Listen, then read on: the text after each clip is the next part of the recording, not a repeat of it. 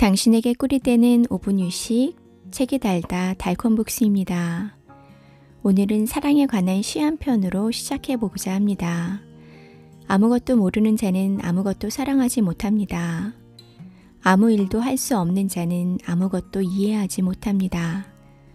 아무것도 이해하지 못하는 자는 무가치합니다. 그러나 이해하는 자는 또한 사랑하고 주목하고 파악합니다. 한 사물에 대한 고유한 지식이 많으면 많을수록 사랑은 더욱더 위대합니다. 모든 열매가 딸기와 동시에 익는다고 상상하는 자는 포도에 대해 아무것도 모릅니다. 한 사람을 이해하고 주목하고 알아가는 것이 쉬운 과정이 아님을 말해주는 시입니다. 오늘은 에리 프롬의 사랑의 기술에 대해 살펴보려고 합니다. 여러분은 사랑을 무엇이라고 생각하시나요? 사랑이 쉬우신가요? 아니면 어려우신가요? 사랑 전문가, 사랑의 기술의 작가 에리 프롬은 많은 사람들이 사랑을 사랑하는가의 문제가 아닌 사랑받는 문제로 보고 있다고 지적합니다. 그래서 사람들은 사랑하기 위한 방법이 아니라 사랑받기 위한 잘못된 방법에 몰두하고 있다고 이야기하고 있습니다. 먼저 남자들은 성공에 집착해 권력과 돈을 가지려고 하고 여성은 외모를 출중하게 가꾸려고 합니다. 그리고 매력적인 대화법과 유쾌한 성격으로 자신을 포장하게 되고 훌륭한 처세술을 갖추려고 한다고 얘기합니다. 그리고 사랑하는 것 자체는 쉬운 일이고 내가 아직 사랑할 사람, 내가 사랑받을 사람을 찾지 못한 거라고 생각한다는 것입니다. 이런 태도는 그림을 그리려는 사람이 기술은 배우지 않고 단지 적당한 대상이 나타나기만을 기다리면서 대상을 찾게 되면 멋지게 그림을 그리겠다고 주장하는 것과 같다고 얘기합니다. 그리고 마지막으로 사랑에 빠지는 것과 사랑하고 있는 것을 착각하고 있다고 이야기합니다. 남남으로 지내오던 두 사람이 갑자기 벽을 허물고 친밀해졌을 때 이 경험은 굉장히 황홀하고 대단한 경험이 됩니다.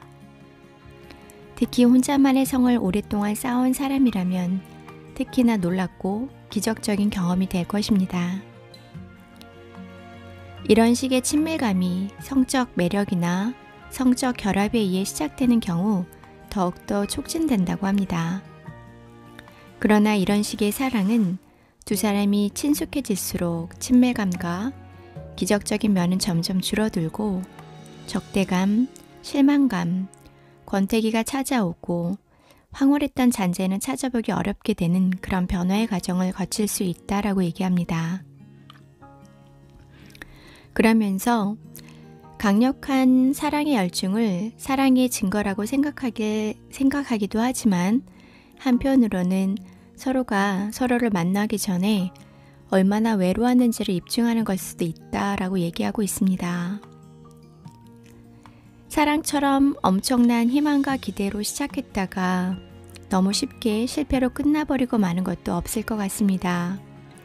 에리 프롬은 삶이 기술인 것처럼 사랑도 기술이라고 얘기하고 있습니다.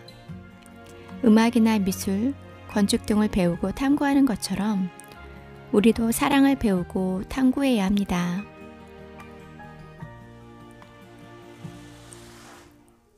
사랑의 기술 첫 번째, 사랑은 능동적인 활동이며 받는 것이 아니라 주는 것입니다. 자칫 우리는 사랑을 수동적인 것으로 생각하기 쉽습니다. 그러나 사랑은 수동적인 감정이 아니라 능동적인 활동입니다. 그래서 사랑은 참여하는 것이지 단순하게 빠져드는 것이 아닙니다. 사랑은 주는 것이지 받는 것이 아닙니다. 준다는 것을 굉장히 부정적인 의미, 포기하는 것, 빼앗기는 것, 희생하는 것, 가난해지는 것으로 생각하는 사람들은 주는 것에서 기쁨을 찾지 못합니다. 그러나 주는 것에서 힘과 부귀와 능력을 경험하는 사람들이 있습니다. 주는 것에서 잠재력과 생명력을 경험하고 나의 적극성이 담겨지기에 주는 것이 받는 것보다 더 즐거운 것이라는 것을 아는 사람들이 있습니다. 부자는 단지 많이 갖고 있는 자가 부자가 아니라 많이 주는 자가 부자입니다. 하나라도 잃어버릴까 안다라는 자는 아무리 많이 갖고 있더라도 가난한 사람, 가난해진 사람입니다. 그러나 자기 자신을 줄 수 있는 사람은 무엇이든지 부자입니다.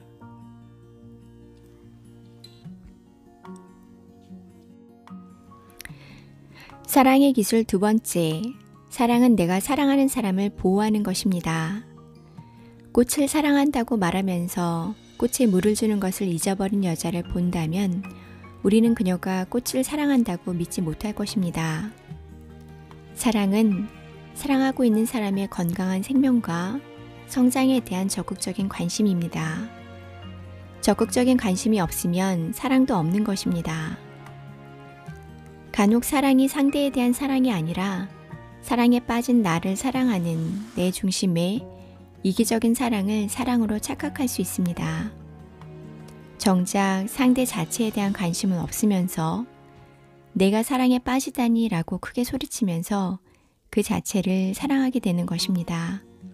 그러나 이럴 때는 그 상대가 필요할 때 그 상대의 마음의 시원함을 가셔주기보다는 내 기분과 상태에 따라 그 상대에게 함부로 행동하는 실수를 하게 됩니다.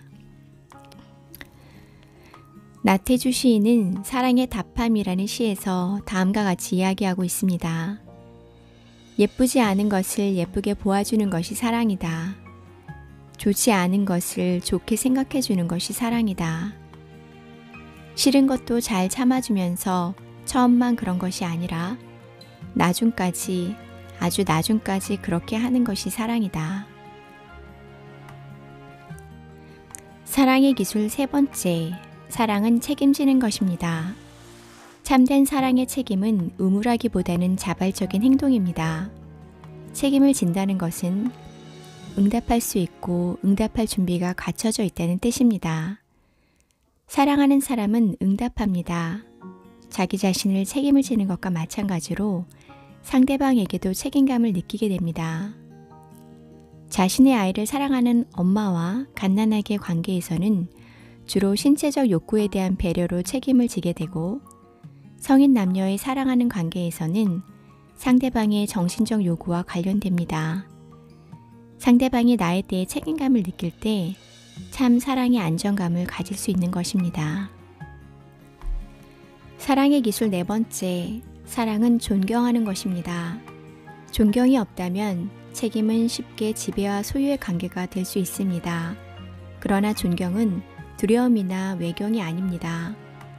존경이란 어떤 사람을 있는 그대로 바라보고 그의 독특한 개성을 아는 능력입니다. 존경이란 상대가 그 나름의 방식대로 성장하고 발달하기를 바라는 관심이며 착취가 없다는 의미를 내포하고 있습니다. 저자는 다음과 같이 말합니다. 나는 사랑하는 사람이 나를 위해서가 아니라 자신을 위해서 자신의 방식대로 성장하고 발달하기를 바란다.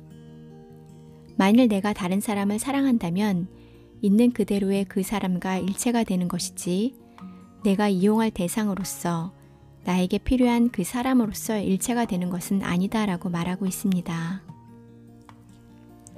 나 자신이 독립되었을 때 지배하고 착취하지 않는 존경이 가능합니다. 또한 나 자신이 독립되었을 때 함부로 지배받고 착취당하지 않습니다. 그래서 존경은 오직 자유를 바탕으로 해서 성립될 수 있습니다. 사랑은 자유의 소산이며 지배의 소산이 아니기 때문입니다. 사랑의 기술 다섯 번째, 사랑은 아는 것입니다. 사랑은 지식입니다.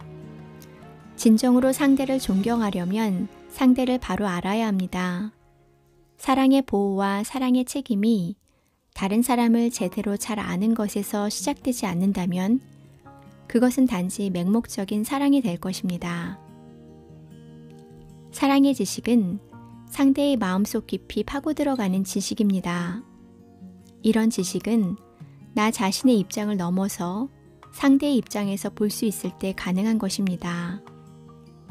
이렇게 될 때 우리는 상대가 갑자기 내게 화를 내거나 분노를 하게 되더라도 그냥 나에게 함부로 화낸 사람, 분노한 사람으로 그를 치부하는 것이 아니라 그의 마음속 깊이 있는 그 사람의 괴로움에 대해서 이해하고 바로 볼 수 있게 됩니다.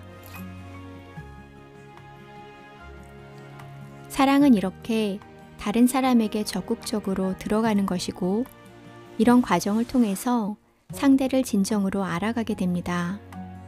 이것이 바로 나와 상대가 하나가 되는 합일의 과정입니다. 그러나 우리는 그 사람을 실제로 알아가는 과정의 중요성을 잊을 때가 많습니다. 그 사람을 진정으로 알게 될 때 사랑이 시작됩니다. 유흥준 교수의 나의 문화유산 답사기를 보면 이런 문구가 나옵니다. 사랑하면 알게 되고 알면 보이나니 그때 보이는 것은 전과 같지 않으리라. 진정한 사랑은 진정한 알미에서 비롯됩니다. 알면 보이나니 보이면 진짜 사랑을 하게 됩니다. 그러나 알지 못하고 보지 못한다면 보이는 것은 진짜 사랑이 아닐 수 있는 것입니다. 박목월 시인의 아들 박동규 교수는 남편과 아내가 서로를 이해하고 사랑하고 사는 것은 이런 배려를 통해 서로를 알아야 하는 것이다 라고 말합니다. 진심으로 사랑하는 마음을 가지는 것은 기본이고 정말 중요한 것은 그 마음으로 남들이 보지 못한 것, 알지 못한 것을 알아내고 알아가려고 하는 노력이 필요한 것입니다. 사랑은 위대합니다. 사랑은 어떤 특정한 사람과의 관계를 넘어 세상을 바라보는 태도이며 방향성입니다.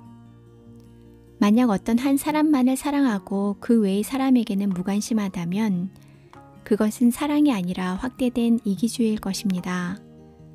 그러나 대부분의 사람들은 사랑이란 능력에 의해서가 아니라 대상에 의해서 형성되는 것이라고 생각합니다. 저자는 어떤 사람에게 당신을 사랑합니다 라고 말할 수 있다면 또한 나는 당신을 통해 모든 사람을 사랑하며 당신을 통해 이 세계를 그리고 나 자신까지도 사랑합니다 라고 말할 수 있어야 하는 것이 진정한 사랑이라고 말합니다.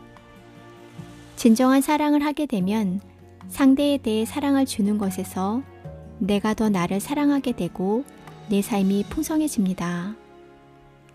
에리 프롬이 사랑의 기술에서 말하는 사랑은 남녀 간의 사랑을 넘어서 사랑의 근본적인 정의까지 나아갑니다. 단지 사랑이 남녀 간의 매력적인 사랑이었다면 많은 사람들은 사랑을 그렇게 자주 실패하지 않았을 것입니다. 그러나 사랑이라는 것이 남자라는 그리고 여자라는 큰 세계와 세계의 만남이기 때문에 우리는 그 한 사람을 사랑하기 위해서 동시에 다른 사람들에 대한 관심과 애정이라는 긍정적인 에너지로 먼저 나의 세계를 채우고 있어야 합니다. 그렇지 않다면 나는 다른 세계를 맞이할 준비가 안 된 것일 수 있습니다. 내가 온전한 세계를 가꾸고 있을 때 또 다른 세계를 만나 더 풍성한 두 세계가 더 큰 세계를 품고 함께 나아갈 수 있게 될 것입니다.